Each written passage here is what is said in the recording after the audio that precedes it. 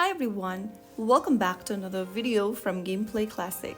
Today in this video we will be learning how to enable character voice in Free Fire.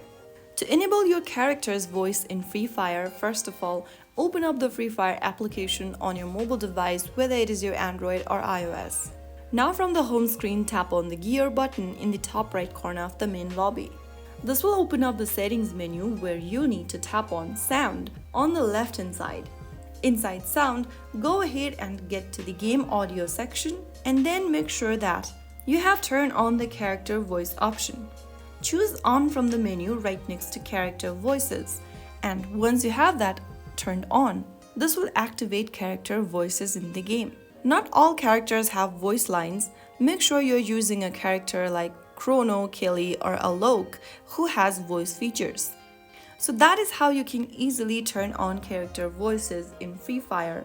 If you found the video helpful, don't forget to give us a thumbs up, share and subscribe for more Free Fire tutorials. I'll be back in the next video. Thank you for watching.